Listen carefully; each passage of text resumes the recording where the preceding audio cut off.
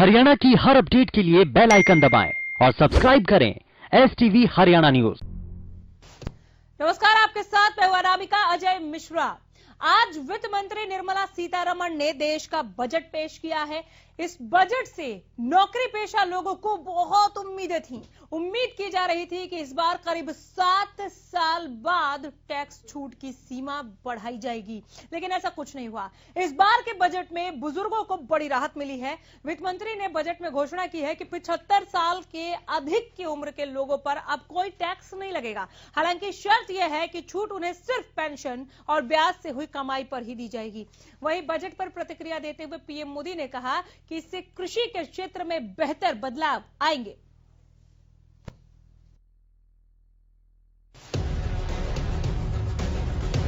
केंद्रीय वित्त मंत्री निर्मला सीतारमण ने आज वित्त वर्ष 2021 और 22 के लिए बजट पेश कर दिया। बड़ी बात यह है कि बजट में आम जनता को टैक्स में कोई राहत नहीं दी गई है। बजट में मौजूदा टैक्स स्लैब में कोई बदलाव नहीं किया गया है। निर्मला सीतारमण ने कहा है कि वरिष्ठ नागरिकों को टैक्स में राहत दी जाएगी। 75 की उम्र पार कर चुके वरिष्ठ नागरिकों को अब ITR भरने की जरूरत नहीं होगी, यानी अब वो इनकम टैक्स रिटर्न नहीं भरेंगे। Our government is committed to the welfare of farmers. The MSP regime has undergone a sea change to assure price that is at least 1.5 times the cost of production across all commodities. Procurement has also continued to increase at a steady pace. This has resulted in increase in payment to farmers substantially. आइए graphics के जरिए बताते हैं budget में किसको क्या मिला। कृषि और किसानों के लिए तोहफा। MSP सिस्टम में बड़ा बदलाव किया जाएगा। लागत से 1.5 गुना ज्यादा MSP देने की कोशिश होगी। MSP के लिए 75,000 करोड़ दिए गए। किसानों की उपज खरीद पर ज्यादा जोर दिया जाएगा। 1.7 लाख करोड़ रुपए किसानों को भुगतान किया जाएगा। दलहन की खरीद में 40% का इजाफा होगा। कृषि विकास के लिए 1.72 लाख करोड़ का आवंटन। कपास के किसानों के लिए विशेष योजना। कपास किसानों को मिलने वाली राशि में इजाफा करेंगे। सिंचाई के लिए 5,000 करोड़ का आवंटन किया गया। बजट में हेल्थ विभाग के लिए वैक्सीन के लिए 35,000 करोड़ का ऐलान। स्वास्थ्य के लिए 2.23 लाख करोड़, पिछले बजट से 137% ज्यादा। वायु प्रदूषण से निपटने के लिए 2,217 करोड़। PM आत्मनिर्भर स्वास्थ्य योजना शुरू होगी। नई बीमारियों पर होगा फोकस। 27.1 लाख करोड़ का आत्मनिर्भर भारत पैकेज। ये बजट आपदा में अवसर वाला होगा। बजट में रेलवे के लिए 1,10,55 करोड़ रुपए दिए गए। 2030 से नई रेल योजना शुरू करने का प्लान। रेलवे में मेक इन इंडिया पर जोर रहेगा। नई राष्ट्रीय रेल योजना बनाई जाएगी। 2023 तक ब्रॉड गेज का विद्युतीकरण। बैंक और निवेश के लिए इंश्योरेंस सेक्टर में FDI 49 से बढ़ाकर 74%। सिक्योरिटी मार्केट के लिए नया कानून लाने की तैयारी। कर्ज में डूबे बैंकों को उभारने के लिए योजनाएं। सरकारी बैंकों को 20,000 करोड़ की आर्थिक सहायता। कर्जे की उगाही के लिए asset management company. IDBI bank के निजीकरण का प्रस्ताव। सरकार LIC का IPO लाएगी। राज्यों की कंपनियों के विनिवेश के लिए सरकार फंड देगी। एयर इंडिया, BPCL का विनिवेश होगा। रियल एस्टेट को क्या मिला? बजट में रियल एस्टेट सेक्टर पर जोर देने की बात। बजट में अफोर्डेबल हाउसिंग पर फोकस। किराए पर घर की योजना पर भी ध्यान दिया जाएगा। पेड लोन से जूझ रहे वित्तीय संस्थानों को राहत मिलेगी। अतिरिक्त भूमि का मुद्रीकरण किया जाएगा। सरकारी कंपनियों और बीमार सार्वजनिक क्षेत्र के उद्यमों के तहत कोशिश। उधर PM मोदी ने भी बजट पर अपनी प्रतिक्रिया दी। PM मोदी ने बजट की तारीफ करते हुए कहा कि ये बजट किसानों को और मजबूत करेगा। इससे कृषि के क्षेत्र में क्रांति आएगी। वर्ष 2021 का बजट असाधारण परिस्थितियों के बीच पेश किया गया है। इसमें यथार्थ का एहसास भी और विकास का विश्वास भी है। कोरोना ने दुनिया में जो प्रभाव पैदा किया, उसने पूरी मानव जाति को हिलाकर रख दिया है। इन परिस्थितियों के बीच आज का बजट भारत के आत्मविश्वास को उजागर करने वाला है और साथ ही दुनिया में एक नया आत्मविश्वास भरने वाला है। सीएम मनोहर लाल ने भी बजट को ऐतिहासिक बताते हुए कहा कि ये बहुत ही संतुलित बजट है। सीएम ने कहा कि कोरोना के काल में बहुत सी मुश्किलें आई, जिसके बाद इतना बैलेंस बजट पेश करना काबिले तारीफ है। इस बात की कि पिछला ये पूरा वर्ष जैसे कोविड का निकला है और जैसे पूरा अर्थतंत्र, पूरी जो आर्थिक गतिविधियां, उसके ऊपर एक बहुत बड़ी कठिनाई जो आई, उसके बावजूद भी इस वर्ष का ये जो बजट है बहुत संतुलित और बहुत लोकहित का ये बजट ये पेश किया गया है। आज हमारी वित्त मंत्री श्रीमती निर्मला सीतारमण जी ने जो बजट पेश किया है उसमें विशेष तौर पर शिक्षा, उसमें स्वास्थ्य, उसमें इंफ्रास्ट्रक्चर और उसमें जितने भी आवश्यक जितनी भी चीजें थी, सामाजिक सुरक्षा के नाते भी बहुत सी चीजों का ध्यान में रखा है ताकि सामान्य समाज को उसका लाभ हो। क्योंकि कोविड के कारण से देश भर में सरकारों के पास भी जो खर्च काफी किया गया, इस नाते से उन्होंने उसमें भी बड़ी राशि जो उसमें उपलब्ध कराई है। सीएम ने बजट की उपलब्धियां गिनाते हुए कहा कि इसमें हर वर्ग का बखूबी ध्यान रखा गया है कि कोविड के नाते से उसका उनको लाभ हो जाए।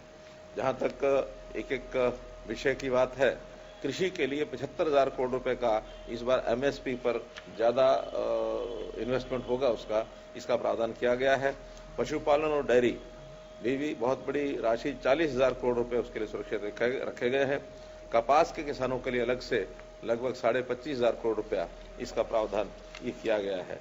और डिस्ट्रीब्यूशन सिस्टम में जैसे एक देश एक राशन, इसके ऊपर विशेष फोकस रहेगा कि सारे देश में सब लोगों को जहां से भी राशन लेना चाहें वो उससे ले सकते। कोरोना संकट में नौकरियां चले जाने या फिर सैलरी कटौती से मध्यम वर्ग काफी परेशान हुआ है।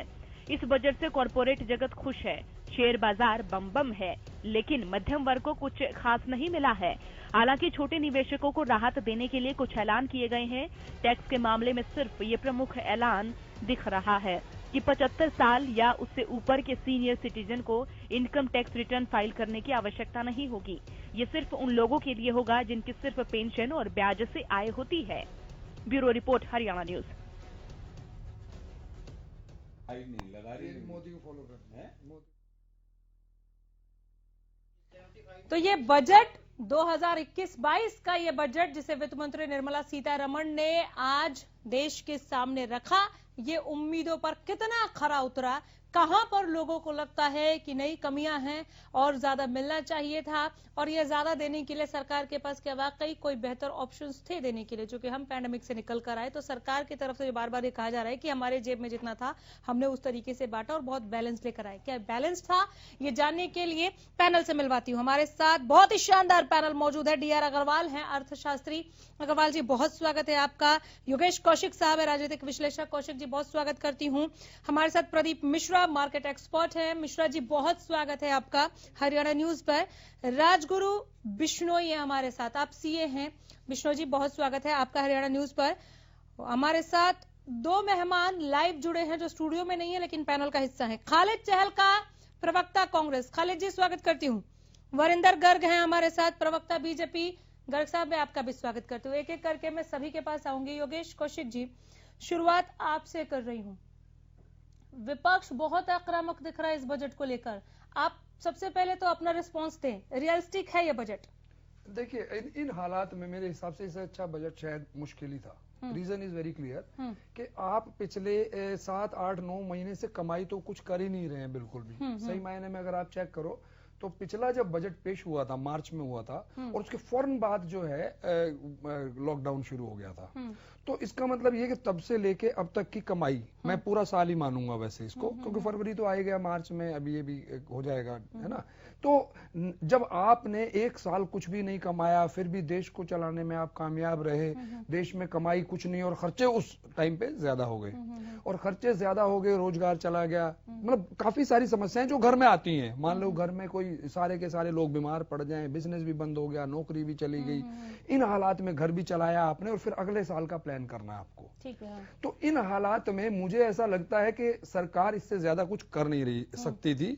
और जो ये अगर आप लाइनें कल के अखबार की लाइनें पढ़ो या आज के बयान पढ़ो, जो रूलिंग पार्टीज हैं उनके भी बयान वही हैं जो पिछली बार थे, और जो अपोजिशन है वो भी वही बोलती हैं लगभग कि जी बर्बाद कर दिया देश को, ये कर दिया, वो कर दिया, सारे के सारे ये जो मतलब कुल मिलाकर बैलेंस लगा आपको? इससे मैं खुश तो नहीं हूं, लेकिन इससे अच्छा हो नहीं सकता था इन हालात में। मतलब अगर आप ये कहें कि मैं खुश नहीं हूं, लेकिन मैं ये मान के चलता हूं कि इससे अच्छा कुछ हो नहीं सकता था। सरकार बताई नहीं कुछ भी। अर्थशास्त्री की राय जरूरी हो जाती है। डीआर अग्रवाल साहब, आप कितना नंबर देंगे अगर इस बजट के लिए, और क्यों? देखिए, नंबर देना तो मेरा ख्याल है परीक्षक का काम है। जनता बहुत बड़ी परीक्षक है, और मैं तो एक छोटा सा अर्थशास्त्र का विद्यार्थी हूं। ये जरूर है कि पिछले 50 से भी ऊपर वर्षों से इस सब्जेक्ट से जूझ रहा हूं, तो थोड़ी मामूली मुझे अक्षर ज्ञान है। मैं स्थिति आपको क्रम से बताता हूं। पिछले 2-3 साल से अर्थव्यवस्था में मंदी है। मंदी का अर्थ यह है कि जो हमारी जीडीपी थी वो लगातार जितनी बढ़नी चाहिए थी, क्योंकि हमारा स्वप्न है $5 ट्रिलियन का, वो तब होता जब 2 डिजिट में हमारा ग्रोथ रेट होता। वो हमारा ग्रोथ रेट 8.19 के बाद घटना शुरू हो गया। जब मंदी आती है तो एक बड़ा स्वाभाविक प्रक्रिया है कि एग्रीगेट डिमांड कम हो जाती है। एग्रीगेट डिमांड का मतलब है कंजम्पशन कम, ग्रॉस डोमेस्टिक प्राइवेट इन्वेस्टमेंट कम, और उसके बाद government purchase goods and services वो भी कम। लेकिन सरकार ने यहां आकर थोड़ा सा एग्रीगेट डिमांड को पुशअप किया। पिछले बजट में 20 लाख करोड़ यानी 10% ऑफ जीडीपी हमने लोगों के हाथ में दिया। अब मैं आपको बिल्कुल सारी स्थिति इस तरह से रखता हूं, क्योंकि एक अर्थशास्त्री के नाते ये मेरा दायित्व बनता है। देखिए, हमारी इकोनॉमी पॉलिटिकल होती है जी। पॉलिटिकल कंसिडरेशंस हमेशा जो भी सत्ता में होता है वो रखता है। हमारे उद्देश्य जो पीछे थे वो आज भी वही है। पॉवर्टी हटाओ, अभी भी नहीं हटी। जॉब बढ़ाओ, अभी भी नहीं बढ़े। इनइक्वालिटीज हटाओ, वो अभी भी नहीं हटी। अब सोशल सेक्टर की बात करें, सोशल वेलफेयर की बात करें, सोशल सिक्योरिटी की बात करें। अब सवाल क्या है कि हमारे रिसोर्सेज तो मैडम लिमिटेड हैं, और हर आदमी ये कहता है और उसके पास तर्क है कि भाई मेरे क्षेत्र को पैसा ज्यादा दो। एग्रीकल्चर के पास भी है, इंडस्ट्री के पास भी है, कॉर्पोरेट सेक्टर कहते हैं कि भाई हमारे पास पैसा नहीं हुआ तो हम कहां से जॉब देंगे। एमएसएमई वाले तो यानी कहने का मतलब पैसा है कम, तो अब क्या होगा, ट्रेड ऑफ होगा between X and Y. If you allot more to X sector then naturally there would be less for Y sector. बिल्कुल। अब 10% हमारा जीडीपी अप्रोक्सीमेटली, मैं कंजर्वेटिव फिगर बता रहा हूं, वैसे मुझे एग्जैक्ट याद है 7.7% का डाउन, और 10% हमेशा हर सेक्टर को एलोकेशन ज्यादा होता है। इसका मतलब 20% का हम मार्जिन लेकर चल रहे हैं। इसी बीच में हमारे यहाँ कोरोना आने की वजह से हेल्थ सेक्टर क्योंकि अनप्रिपेयर्ड थे, the bolt comes from the blue था, अचानक ऑल ऑफ ए सडन हमारे रिसोर्सेज 2 सेक्टर पे बढ़ गए, एक हेल्थ और एक डिफेंस, ठीक है, एंड लॉ एंड ऑर्डर। ये दोनों सेक्टरों ने इतना पैसा हमारा खा लिया कि उसके बाद लोगों को ये अपेक्षा थी, अब हर आदमी कहेगा जी पेट्रोल के प्राइस में गवर्नमेंट के पास भी रेवेन्यू तो कहीं से आएगा। तो रेवेन्यू लाने के लिए इन्होंने बड़े इम्प्लिसिट मेजर्स लिए। अब जो सराहनीय है नहीं है ये तो देखिए, जिसकी जेब से जाता है वो आदमी को कष्ट होता है तो वो दुखड़ा अपना रोता है। लेकिन मैं ओवरऑल परिप्रेक्ष्य में जिस ढंग से इकोनॉमी चल रही थी उसको पटरी पर सही ढंग से लाने में ये बजट कामयाब है। सीमाएं आज भी हैं, कल भी रहेंगी, क्योंकि बहुत सारे सेक्टर्स अभी भी ये कहेंगे। स्वामीनाथन का फॉर्मूला मैडम ये रहा है कि आप कॉस्ट प्राइस से 150% उसमें ऐड कर और प्राइस पर 1.5 गुना, तो वो 50% मतलब प्रॉफिट जैसे हो जाए। ठीक है, आपकी इस बात को मैं आगे बढ़ाती हूँ। प्रदीप मिश्रा जी, हमने सुना यहाँ पर अग्रवाल जी को वी शेप रिकवरी के लिए जो सरकार कह रही है ये जिस कॉन्फिडेंट के साथ कह रही है वी शेप रिकवरी, इस बजट में भी इसका जिक्र किया गया, उस कॉन्फिडेंस को आप समझ पा रहे हैं? देखिए अनामिका, मैं समझ पा रहा हूँ जो वो ये है कि जो रिसोर्सेज गवर्नमेंट के पास थे पैंडेमिक के बाद की सिचुएशन, पहले से इकोनॉमी बहुत पॉजिटिव साइन नहीं कर रही थी और पैंडेमिक ने और ज्यादा हालत खराब कर दी। उसके बाद गवर्नमेंट के पास इससे बेटर ऑप्शन था नहीं। गवर्नमेंट अगर प्रायोरिटी वाइज अलग अलग सेक्टर को बूस्ट करती तो शायद वो इतना नहीं कर पाती। तो गवर्नमेंट ने ओवरऑल इकोनॉमी को बूस्ट करने के लिए जो महत्वपूर्ण कदम उठाए जा सकते थे वो उठाए हैं। ठीक है। जिसमें इंफ्रास्ट्रक्चर और हेल्थ सेक्टर मेन फोकस रहा है, क्योंकि अब तक देखा गया था कि हेल्थ सेक्टर पे 1% बजट का हुआ करता था, जो हेल्थ सेक्टर पे किया जाता था उसको बढ़ा के 2.5% तक किया गया। और आपका इंफ्रास्ट्रक्चर के ऊपर फोकस किया गया। अगर इंफ्रास्ट्रक्चर पे फोकस होता है, आगे आने वाले टाइम में बढ़ता है, तो इसका सीधा सीधा बेनिफिट जॉब अपॉर्चुनिटीज से होगा, नए एरियाज डेवलपमेंट होंगे, उससे ओवरऑल इकोनॉमी जो रिवाइव होगी। तो मेरे को लगता है कि ये ओवरऑल इकोनॉमी को बढ़ाने के लिए जो कदम उठाया है वो सराहनीय है। इससे और अच्छा बजट आ नहीं सकता था। नहीं आ सकता था, ठीक है। लेकिन जब आपने कहा कि जॉब अपॉर्चुनिटीज होंगी, यहाँ पर क्या करते हैं, विपक्ष सवाल दाग रहा है कि भाई डायरेक्ट एम्प्लॉयमेंट के लिए आपने क्या किया है? डायरेक्ट एम्प्लॉयमेंट तो है नहीं, तो वही बात है अपना अपना डायरेक्ट अगर उसकी बात करते हैं तो मैं कहूंगा कि इंडिविजुअल को डायरेक्ट टैक्स बेनिफिट्स भी नहीं मिले। सिर्फ एक जो अफोर्डेबल हाउसिंग है उसको एक 1.5 लाख का एडिशनल रिबेट मिला है, या अफोर्डेबल हाउसिंग के लिए इंडस्ट्री को, डेवलपर्स को 1 ईयर का अनदर टैक्स हॉलिडे मिला है। लेकिन यहाँ पर इंडिविजुअल डिस्पोजेबल इनकम पे फोकस नहीं किया गया, क्योंकि अगर उस पर भी फोकस किया जाता तो शायद इकोनॉमी को बचाना मुश्किल था। तो इसीलिए ओवरऑल इकोनॉमी पे ज्यादा फोकस किया गया। ठीक है। राजगुरु बिश्नोई जी, आपका क्या मत है आज के बजट को लेकर? मैम, आज के बजट की अगर हम बात करें, जैसा कि अग्रवाल साहब ने बताया कि समय टफ था और सरकार के पास बहुत कुछ था नहीं, मुश्किल टाइम में सरकार को चलाया, तो उसी को देखते हुए मैं यही कहूंगा कि आम आदमी को दिया नहीं तो महत्वपूर्ण ये है और अच्छा ये है कि उससे कुछ लिया भी नहीं गया एक्स्ट्रा की, जैसे हम उम्मीद कर रहे थे कि ऐसा हो राहुल सकता है गांधी कि को तो जवाब नहीं दे रहे ना, नहीं कह रहे हैं कि आम लोगों के हाथ में कैश नहीं दिया। नहीं मैम, मैं ये कह रहा हूँ कि आम आदमी के हाथ में कैश नहीं दिया, लेकिन अग्रवाल साहब ने मेंशन किया और बजट का जो बेसिक थीम था वो कि कैपिटल एक्सपेंडिचर किया जाए। कैपिटल एक्सपेंडिचर अगर देश में होगा तो कैपिटल एक्सपेंडिचर होगा जिसमें रोड बनेंगी, जिसमें आपके रेलवे की लाइन बनेगी, या रेलवे का इंफ्रास्ट्रक्चर का जब डेवलपमेंट होगा तो रेलवे इंफ्रास्ट्रक्चर डेवलपमेंट करने में और रोड बनाने में कौन काम करता है?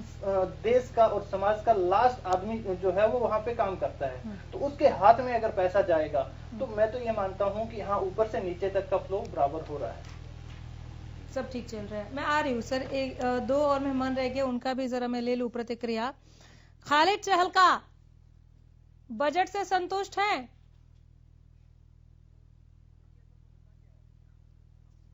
देखिए, असल में होता क्या है अनामिका जी, मेरी जो बात होगी निश्चित ही वो ऐसे गुजरेगी लोगों को कि मैं कांग्रेस का कार्यकर्ता हूं, कांग्रेस का प्रवक्ता हूं, तो निश्चित ही उससे मेरी बातों को विरोध माना जाएगा। सच में यह है कि बजट पूरी तरह से, मैं ग्रामीण एरिया से आता हूं, बजट पूरी तरह से इस देश के, या यूं कहें उद्योगपतियों के लिए समर्पित है। या एक और देहाती में एक भाषा कहते हैं, चूंकि हम हरियाणा के चैनल पर डिस्कस करते हैं कि खोदा पहाड़ और निकली चुईया। इस देश के किसानों के लिए, गरीबों के लिए कुछ भी इस बजट में नहीं किया गया है। ऊपर से अमीरों के लिए देश की जो संपत्ति है उसको खुले तौर पर रख दिया गया है कि आइए सब कुछ है आपके लिए, सजा के रख दिया है कि आइए जो आपको चाहिए इसमें से ले जाइए। अच्छा। जिस किसान पीएम किसान निधि की सरकार इतनी बड़ी चर्चा करती थी, उसका बजट क्यों कम कर दिया गया? वो तो कह रहे थे कि हम, और ये चीजें क्या है कि आपकी किसान विरोधी मानसिकता को मोहर लगाती हैं। आप किसान खेती का बजट घटा देते हैं, पीएम किसान निधि जो है उसको आप कम कर देते हैं, ये चीजें। और जो कर का जो आप अभी आप कह रहे थे अग्रवाल साहब, जो करदाताओं के लिए है, किसको छूट दे दी? इस देश में करदाताओं को, जो छोटे बिजनेस चलाते हैं, मध्य वर्गीय करदाता है, छूट उनको चाहिए थी। छूट का स्तर क्या है कि 75 साल से ऊपर और पेंशन और दूसरी चीजों में रखा गया है। मतलब अजीब तरह का बजट है। यूं कह सकते हैं इसको कि जो भाजपा के बैकग्राउंड में जो मित्र हैं उनके लिए खुला कर दिया है, एफडीआई को और बढ़ा दिया है, सभी चीजों में मतलब अमीरों के लिए खोल दिया गया है और गरीबों के लिए दरवाजे एक तरह से बंद हैं। चूंकि मैं कांग्रेस का प्रवक्ता हूं तो ये हो सकता है मेरी बात किसी को या हमारे साथियों को गवारा ना गुजरे, लेकिन सच ये है कि अगर मैं आम आदमी के उससे देखूं तो आम आदमी के लिए, गरीब के लिए, किसान के लिए, जो हमारे देश की किसान, इस देश की ताकत है, उनके लिए तो कुछ है ही नहीं इसमें। किसान के लिए क्या कम नजर आया? हमारे दो साथी बैठे हैं, चलिए ठीक है, एक एक करके आ जाते हैं ना। किसान के लिए क्या कम लगा आपको? आप एक बात बताइए, एक बात बताइए, पीएम किसान निधि की प्रचार करती थी भाजपा? हाँ करती थी ना, बिल्कुल। उसका बजट क्यों कम किया गया? उसका बजट क्यों कम किया गया? ये कहते हैं कि किसान की आय दुगनी करेंगे और ऊपर से आप खेती का बजट घटा देते हैं, तो ये कैसे होगा? कैसे आय दुगनी होगी? ऐसे तो आय दुगनी नहीं होगी किसान की। जवाब दे दीजिए वरिंदर गर्ग जी। आप कितना आज वित्त मंत्री साहिबा ने कहा सदन में कि हमारी सरकार किसानों के प्रति समर्पित है। वो समर्पण अभी इस पैनल में नहीं है, लेकिन इससे पहले किसान नेता जुड़े थे हमारे साथ, उनको नहीं दिखा, कांग्रेस को नहीं दिख रहा। मैं अपनी वित्त मंत्री जिन्होंने आज देश का सबसे पहला डिजिटल बजट पेश किया, उनको इसके लिए बहुत बहुत हार्दिक शुभकामनाएं देता हूं।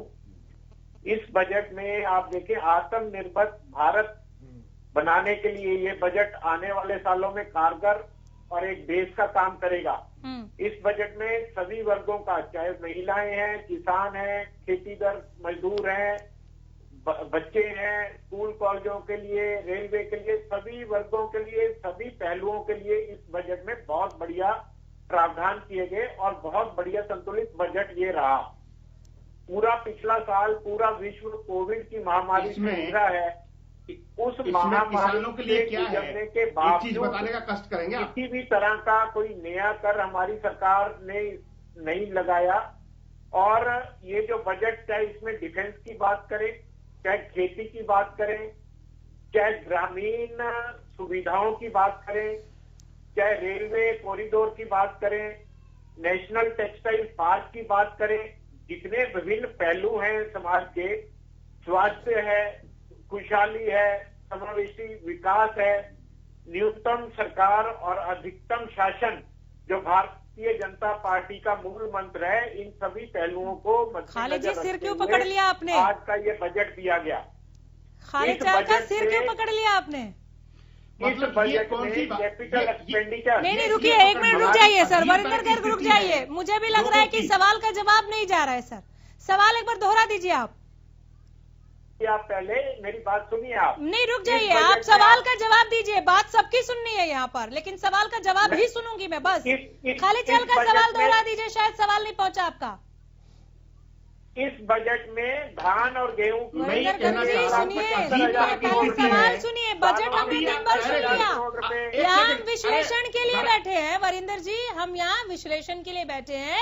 आपसे एक सवाल पूछा गया किसानों को लेकर, उसका जवाब दीजिए सर। विश्लेषण कर रहे हैं हम यहाँ पे, आप तब से सुन रहे हैं। खाली चल का सवाल पूछे।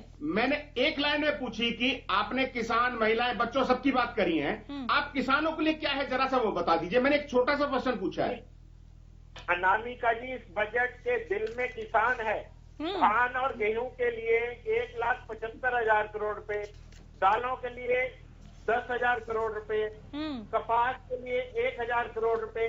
जितना काम इस सरकार ने किसानों के लिए किया है, सिंचाई के लिए 5,000। कांग्रेस ने कोई उस पर काम नहीं किया।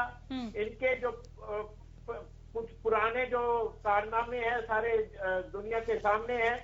1000 मंडियों को ई नाम से जोड़ने का काम ये बजट करेगा।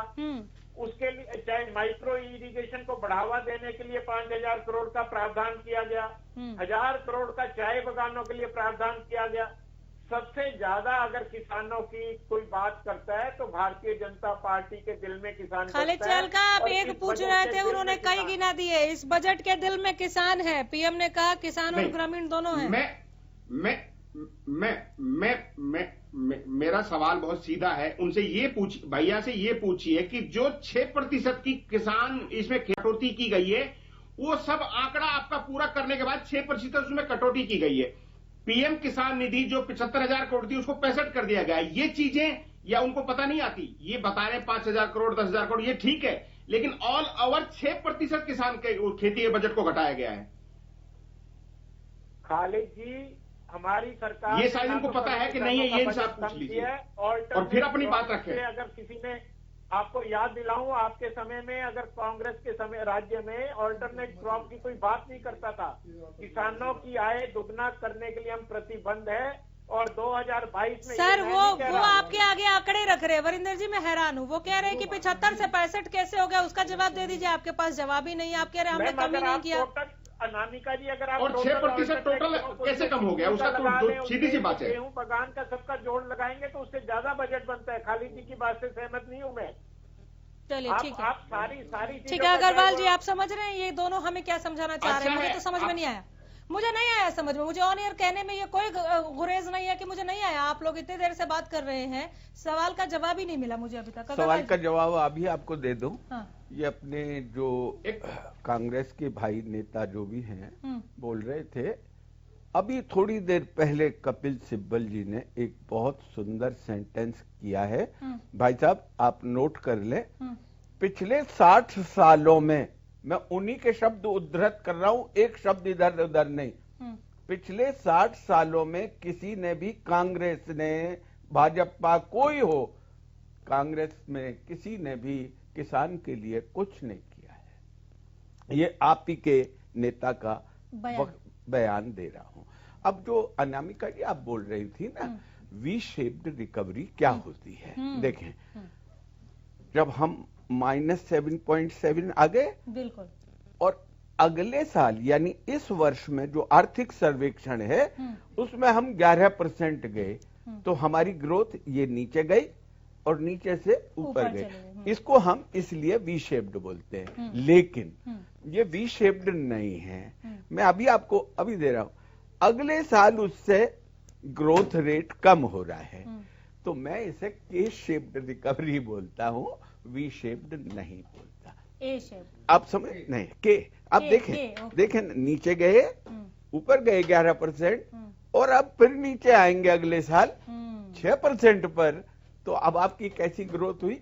के शेप हो जाएगी। ये बिल्कुल बिल्कुल। तो ये स्थिति एक्चुअली मैं आपसे बहुत, क्योंकि मैंने इसको बहुत बारीकी से पढ़ा है और ये मेरा सब्जेक्ट है, इसी पे पीएचडी की है। नहीं बिल्कुल सर, बताने की जरूरत ही नहीं है। तो मैं जो बात आपसे कहना चाहता हूँ वो ये है कि हम जिस मार्ग पर चल रहे हैं वहां पर देखिए, किसी भी चीज को इन्वेस्टमेंट करने के लिए कैपिटल चाहिए। सरकार ने जहां कैपिटल लगा रखा था, वो डॉक्टर मनमोहन सिंह, क्योंकि मेरे टीचर भी रहे हैं, मेरे गुरु हैं, उन्होंने जब इकोनॉमिक रिफॉर्म शुरू किए थे तो उनका एक ही कहना था कि जो सरकारी कैपिटल है, अगर उस पर अकाउंटेबिलिटी, इंटीग्रिटी ना हो, ट्रांसपेरेंसी ना हो, तो उसका फायदा क्या? हालांकि उस पब्लिक सेक्टर ने हमें ऊंचाई दी, लेकिन उन्होंने एक बात कही कि पब्लिक सेक्टर अकाउंटेबल होना चाहिए।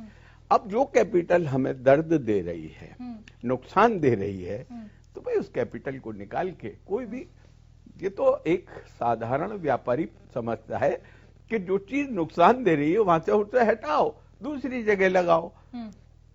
तो इस बजट में यही है, जो डूबी कैपिटल है, जिसको ये कह रहे हैं इंश्योरेंस, एयरलाइंस, जहां पर ये डूब रहे थे, उस कैपिटल को निकालकर, अब ये देखिए राजनीतिक विषय है कि जब ये कांग्रेस वाले सत्ता में थे तो ये फॉरेन डोमेस्टिक इन्वेस्टमेंट का पुरजोर समर्थन करते थे, भाजपा वाले विरोध करते थे, क्योंकि विरोधियों का काम है।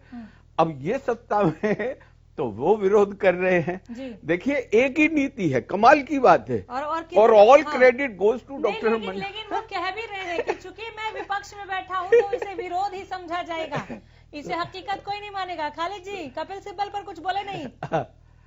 मैंने अभी अभी सुन के आया हूं, आप चाहें तो साहब वेरीफाई कर लें, अगर एक शब्द भी गलत हो मेरा कहीं भी। नहीं वो मुस्कुरा रहे हैं, मान गए वो। हाँ। क्योंकि मैं ये कहना चाह रहा हूं, मैं स्कॉलर हूं। सिब्बल साहब की बात को आप कोट कर रहे हैं, लेकिन पूरे बजट के ऊपर, एक मिनट सर, बोलिए सर, एक मिनट। आप सिब्बल साहब की बात को कोट कर रहे हैं, लेकिन पूरे बजट के ऊपर चिदम्बरम साहब ने भी कुछ कहा है। उनके बारे में आप जब बताइए, वो अर्थशास्त्री भी हैं, पूरे जानकार हैं, उन्होंने बजट के बारे में क्या कहा। लेकिन ये चीजें देखिए, कांग्रेस पार्टी ने एक प्रेस कॉन्फ्रेंस रख के बजट के ऊपर हमारे माननीय चिदम्बरम साहब ने अपनी राय रखी है, और पूरा का पूरा उन्होंने एक एक चीज के ऊपर, एक एक पहलू के ऊपर बताया है। ये सारी चीजें, ये मैंने इसलिए कहा कि भाई मेरी बात को विरोधी माना जाएगा, क्योंकि मैं कांग्रेस पार्टी का कार्यकर्ता हूं। लेकिन सच ये है कि अगर उसको आम आदमी की हैसियत से मैं देखूंगा, कांग्रेस की या पूर्व की तमाम सरकारों की, जिसमें वो कांग्रेस का भी नाम ले रहे हैं, तो उसमें क्या चिदम्बरम साहब नहीं आते? नहीं, सिब्बल साहब की नैतिक राय हो सकती है, पार्टी उन्होंने क्या कहा कि पार्टी की राय है, ये पार्टी लाइन नहीं है। पार्टी की राय चिदम्बरम साहब ने एआईसीसी दफ्तर में मीडिया के सामने रखी है। उसके पीछे से अगर कोई नैतिक राय अपनी दे रहा है तो उसके लिए हम जवाबदेह नहीं है, ना ही मैं उनकी बात को कुछ ऑब्जेक्शन करना चाहता हूं, उनके का समर्थन करना चाहता हूं। लेकिन मैं कांग्रेस पार्टी का प्रवक्ता होने के नाते कह रहा हूं, पार्टी ने जो राय रखी है, एआईसीसी में रखी है, वो महत्वपूर्ण है हमारे लिए, इस देश के लिए। एक मुझे आप एक बात बता दीजिए कि सारी चीजें, एक तो मेरी आवाज का, हमारी थोड़ी आवाज बढ़ा दीजिए सर, गूंज रही है आवाज, बोलिए। थोड़ा मेरी आवाज आज तो कांग्रेस की आवाज गूंज रही है सर, आप ही लोग गूंज रहे हैं आज। नहीं, थोड़ी सी आवाज का मैं, खालिद चहलका जी की आवाज थोड़ी बढ़ाई जाए, वो शायद स्टूडियो को सुन नहीं पा रहे हैं, थोड़ा बढ़ा दीजिए। जी बोलिए सर। हाँ, बहुत हल्के में सुनी आ रही है मेरे। ठीक है सर, अभी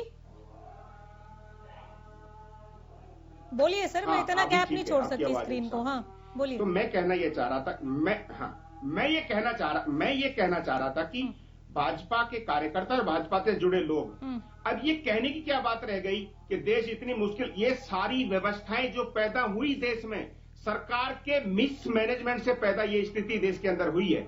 सरकार की जो ये गलत नीतियां हैं, उसकी वजह से ये स्थिति देश के अंदर पैदा हुई है। गिन रहे हैं क्या? आप पेंडेमिक को भी गिन रहे हैं क्या खालिद चहलका? नहीं, बहुत सारी चीजें इस देश के अंदर हुई हैं। पेंडेमिक तो पूरी दुनिया के लिए था, हमारे देश के साथ साथ उसमें भी हम पूरी तरह से तैयार नहीं थे। लोगों को कोई प्लान नहीं था, लोगों के ऊपर चीजें थोपी गई, चाहे लॉकडाउन रहा हो और सारी चीजें थोपी गई। ये पूरा देश जानता है, चीजें हमारे ऊपर थोपी जा रही हैं, लेकिन हमको गुणगान करना है, जिनको गुणगान करना है वो करेंगे। उनके लिए नैतिक जिम्मेवारी हो गई है, उनको अपनी पार्टी का, अपने आकाओं का पक्ष रखना है। नहीं तो आज इस देश में इस तरह का बजट कभी पेश नहीं हुआ। 45 साल में इस देश के अंदर बेरोजगारी सबसे ज्यादा है। मैं क्विक रिएक्शन ले लेती हूँ वरिंदर गर्ग से, फिर मैं प्रदीप मिश्रा जी के पास जाऊंगी। वरिंदर जी, इस देश कांग्रेस तो नाराज हो गई आपके बजट से। बहुत बुरी तरह चालका जी सुन लीजिए, रुक जाइए, बहुत बड़ा पैनल है, सबको मौका देना है। हाँ वरिंदर जी। अनामिका जी, अगर मैं चलो पार्टी की बात और इनकी बात जो खालिद जी कह रहे हैं, आप इंटरनेशनल मॉनेटरी फंड ने 4 दिन पहले डाटा दिया, वर्ल्ड की जो एजेंसीज हैं, रेप्यूटेड एजेंसीज है, वो मानती हैं कि आने वाले समय में सिर्फ भारत की पूरे विश्व में डबल डिजिट ग्रोथ होगी, 11% से ज्यादा। उसमें कोई भी देश पास में नहीं खड़ा होता। ये डबल डिजिट ग्रोथ कोई हवा में नहीं होगी। ये इस बजट के जो बजट आए, देश ने कोविड की महामारी के समय में 3-4 बजट हमारी निर्मला सीतारमण जी ने पेश किए। इस कोविड की महामारी के बावजूद आज जो आर्थिक व्यवस्था है अपने देश की, वो बहुत सुदृढ़ हुई है। पूरा विश्व हिंदुस्तान से दवाइयां मांग रहा है। ये चीजें सभी हिंदुस्तान देख रहे हैं। आपने कहा वी शेप रिकवरी। अग्रवाल जी यहाँ पर बैठे हुए हैं, अर्थशास्त्री हैं, वो कह रहे हैं ये के शेप होगा। अर्थव्यवस्था के बारे में क्या बोला आपने? ये के शेप होगा। कभी भी देखिए, कोई भी रिकवरी, इतनी बड़ी महामारी के बाद जो रिकवरी होगी उसमें थोड़ी बहुत दिक्कत जरूर होती है, पर इतनी आपने तो यू भी नहीं बोला ना सर, आपने एल नहीं कहा, आपने यू नहीं कहा, आपने सीधे वी कहा। हम चाहते हैं हो जाए वी, लेकिन कैसे? अनामिका जी 11% का जो डाटा है वो IMF दे रहा है, मैं अब भारतीय जनता पार्टी का डाटा नहीं है, वो इंटरनेशनल मॉनेटरी फंड का डाटा है। चलिए ठीक है, मिल गया जवाब। प्रदीप मिश्रा जी जो ये कह रहे हैं, ठीक है, उस पर जवाब दे दीजिए सर, वी शेप रिकवरी पे। इसके बाद में आती हूँ आत्मनिर्भर भारत और वोकल फॉर लोकल पे। देखिए, रिकवरी की बात हो रही है तो मैं रियल एस्टेट सेक्टर से अछूता नहीं रह जाता, क्योंकि रियल एस्टेट सेक्टर सबसे बड़ा सेक्टर है जो बहुत सारी एंसिलरी इंडस्ट्रीज को लेकर चलता है, बहुत सारी इंडस्ट्रीज उस पर डिपेंड है जी। देखिए, बजट से पहले भी गवर्नमेंट ने रियल एस्टेट सेक्टर के रिवाइवल के लिए 25,000 करोड़ रुपए दिए कि वो स्ट्रेस फंड दिया जाए, जो ऐसे रुके हुए प्रोजेक्ट्स हैं उनको रिवाइव किया जाए। गवर्नमेंट उस पर ऑलरेडी काम कर रही थी, लेकिन उसके बावजूद भी इस बजट में भी उस पर ध्यान रखा गया। अफोर्डेबल हाउसिंग के लिए 1 साल का टैक्स हॉलिडे, और जो फर्स्ट टाइम होम बायर्स है उनके लिए भी बेनिफिट रखा गया। साथ में रेंटल हाउसिंग लॉ को भी नोटिफाई किया गया। तो ये वो मद है जहां पर डेवलपमेंट होगी, इंफ्रास्ट्रक्चर डेवलपमेंट होगी, तो वहां पे जैसे हमने बताया कि जॉब अपॉर्चुनिटीज आएंगी, वहां पे इंफ्रास्ट्रक्चर के साथ साथ वो बहुत बड़ा एक हब बन के आएगा। उसमें हब में कई टाइप की, जैसे हमने देखा कि तमिलनाडु के अंदर अगर एग्रीकल्चर पे भी फोकस किया गया, फिशिंग हब पे फोकस किया गया, तो ऐसे तमाम कई नए हब्स की तैयारी की गई। तो ये हब्स मैं कहूंगा रियल एस्टेट सेक्टर को काफी ज्यादा प्रमोट करते हैं। यहाँ तक कि रेंटल हाउसिंग अपने आप में एक नया कंसेप्ट पिछले कुछ दिनों में लेके आया, जिसे अब तक अनऑर्गेनाइज था, उसे ऑर्गेनाइज करने की कोशिश की गई, और साथ में अब उसके लॉ को नोटिफाई भी किया गया। इसके बाद भी, उसके बावजूद भी नहीं छोड़ा गया, यहाँ पर फॉरेन डायरेक्ट इन्वेस्टमेंट पे भी फोकस किया गया। इंश्योरेंस सेक्टर की अगर आप बात करें तो उसको भी 49 से बढ़ाकर 74% इन्वेस्टमेंट किया गया, और रीट से जो डिविडेंड आएगा उसको भी टैक्स हॉलिडे के लिए आगे प्रपोज किया गया, जो कि इससे कमर्शियल प्रॉपर्टीज में भी काफी ज्यादा फॉरेन डायरेक्ट इन्वेस्टमेंट होने की एक्सपेक्टेशन दिख रही है। साथ में डिसइन्वेस्टमेंट के बारे में भी फोकस किया गया। जो PSUs वगैरह अटके हुए हैं, जहां पे बहुत ज्यादा पॉलिसी लिबरल ना होने के कारण दिक्कत आती है, टाइम टेकिंग है, उनको भी आसान करने के बारे में किया गया। मतलब ओवरऑल ये स्टेप जो अब तक कॉम्प्लिकेटेड था उसको आसान करने की तरफ फोकस किया गया कि किस तरह पैसा इकट्ठा करके इकोनॉमी को बचाया जा सके। यहाँ पे छूट बाद में आएगी, पहले इकोनॉमी को बचाना है, तो यहाँ मेरे को दिख रहा है बचाने पे ज्यादा फोकस है। बचाने पे ज्यादा फोकस है। इसी पर मैं आपके पास आ जाती हूँ राजगुरु बिश्नोई जी। कोरोना का जो संकट हमने झेला, ये बजट उसकी वैक्सीन है? देखिए मैडम, कोरोना के संकट की वैक्सीन तो मैं इसको ये कहूंगा कि बजट में वैक्सीन के लिए तो खैर अलग से जो प्रोविजन है, लेकिन आम आदमी को बीइंग ए टैक्स एक्सपर्ट में टैक्स में जो दिया गया उस पर एक नजर डालना चाहूंगा। बजट में 75 इयर्स से अबव एज के जो सीनियर सिटीजन हैं उनको इनकम टैक्स रिटर्न फाइल से छूट दी गई है, अगर उनकी इनकम पेंशन और इंटरेस्ट से है तो। और दूसरा, बजट में यह किया गया कि भ्रष्टाचार हमारे देश की सबसे बड़ी दीमक मुझे लगती है, बिल्कुल उसी चीज को एड्रेस करने की कोशिश लगातार 2 बजट से की जा रही है। पहले faceless assessment, faceless first level की अपील, और अब IT लेवल की जो अपील है उसको भी फेसलेस किया जा रहा है, यानी अधिकारी और टैक्स पेयर दोनों के बीच में सीधा संपर्क ना हो सके। सीधा संपर्क भ्रष्टाचार को जन्म देता है, उसको बजट में एड्रेस करने की कोशिश की गई है कि उस संपर्क को तोड़ा जा सके। और तीसरा, जैसे कि रियल एस्टेट पे मिश्रा जी बोल रहे थे कि 1.5 लाख रुपए की जो छूट है एडिशनल इंटरेस्ट की, वो भी आम आदमी को दी गई है ताकि वो अपना घर खरीद सके। राहत देने वाला बजट है, ठीक है, ठीक राहत देने वाला बजट। हम जैसे आम आदमी की उम्मीद थी कि मुझे बहुत ज्यादा राहत मिले, टैक्स की स्लैब में छूट मिले, वो नहीं है, लेकिन हाँ परिस्थिति को देखते हुए एक बैलेंस, हाँ ठीक ठाक, मतलब सरकार ठीक कह रही है कि हम संतुलित लेकर आए हैं। मैं कहूंगा कि अनामिका, यहाँ पे एक आम आदमी की जो एक्सपेक्टेशन थी वही था कि हम भी पैंडेमिक से गुजर रहे हैं, तो हमारे पास भी इनकम नहीं आई है, तो हमें भी कहीं ना कहीं टैक्स बेनिफिट्स मिलेंगे।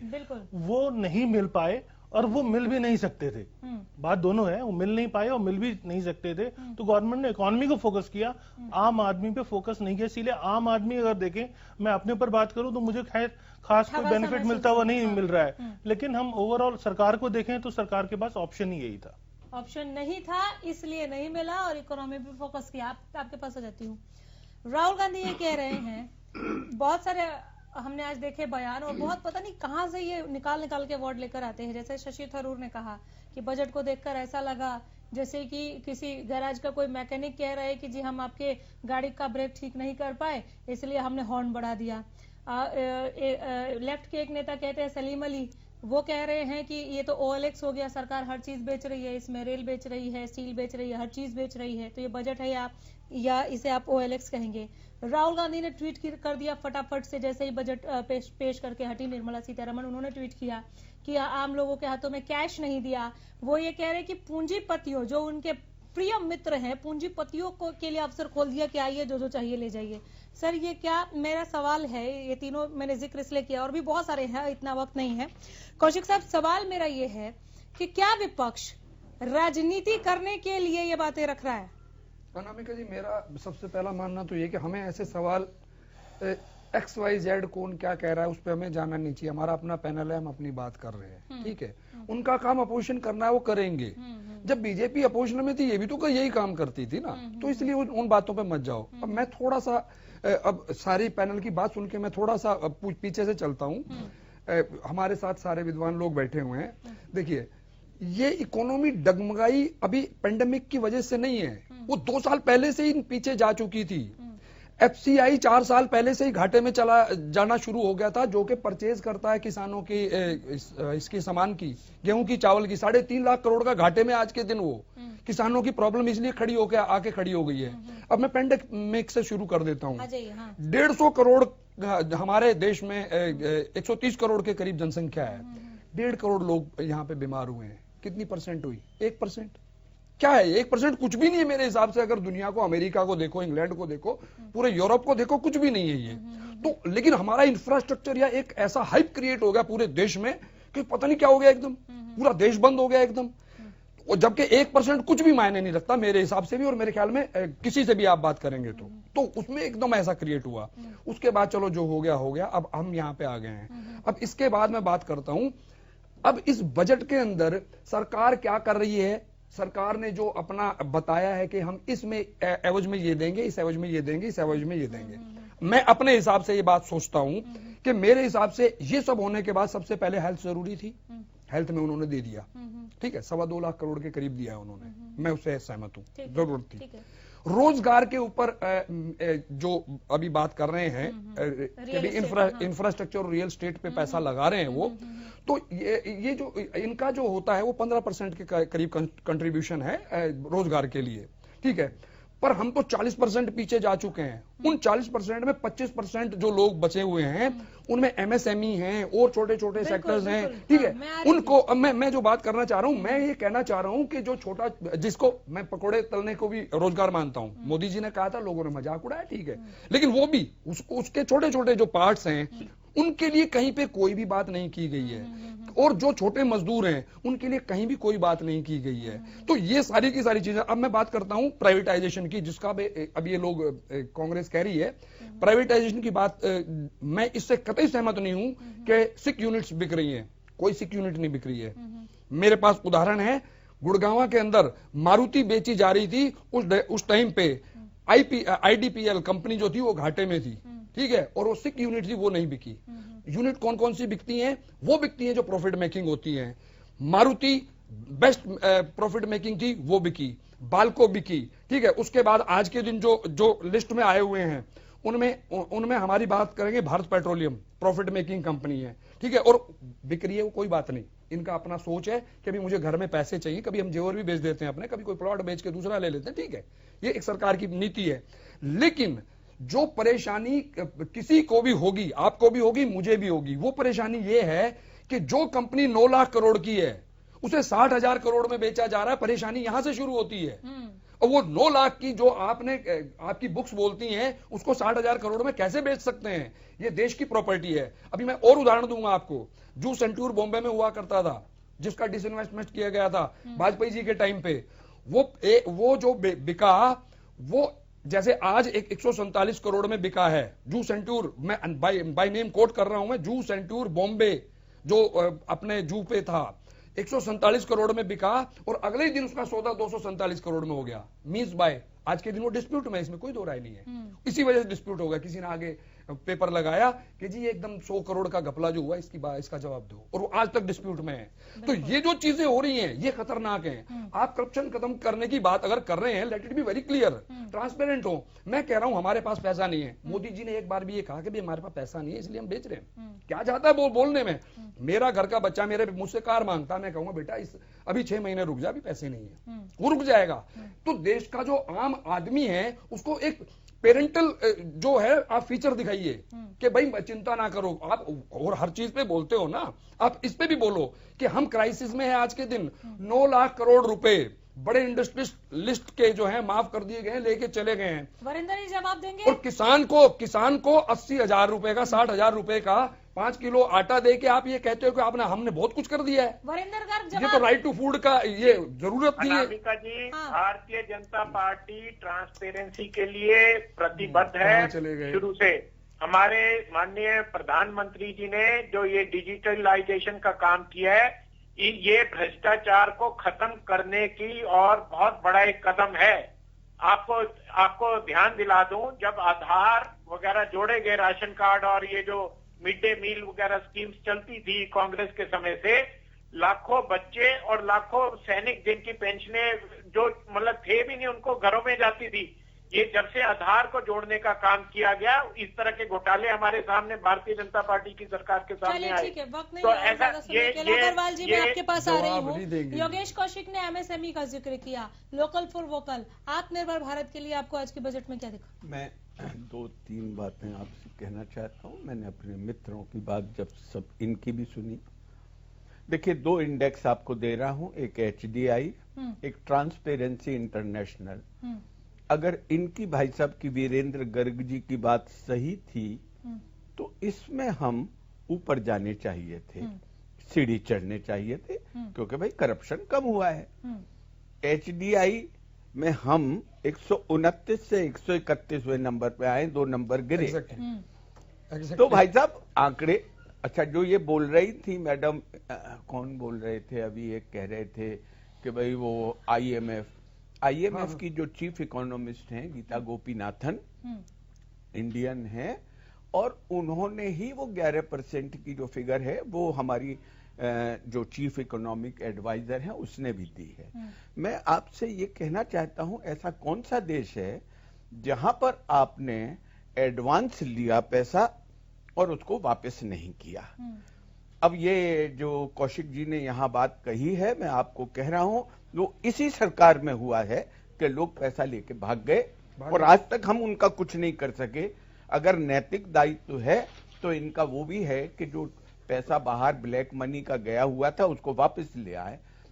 प्रॉब्लम क्या हुई है, ये बड़ी क्यूमुलेटिव प्रॉब्लम हुई है, और उस क्यूमुलेटिव, ये ठीक है दी बोल्ट कम्स, मैं बार बार बोलता हूं, ये पेंडेमिक ये मानवीय देन है, लेकिन मैं उसको मानव देन इसलिए नहीं कहता हूं कि ये राजनीतिक शब्द का प्रयोग मैं नहीं करता हूं, और ये मानव की देन के बावजूद मैं प्राकृतिक देन मानकर सबर कर लेता हूं। एक करप्शन को, अनामिका, कोई भी फूड कॉरपोरेशन में जो बंगलिंग हुई है, मतलब वहां रखने के लिए सामान नहीं है, नोइंगली चूहा खा रहे हैं और जाते हैं।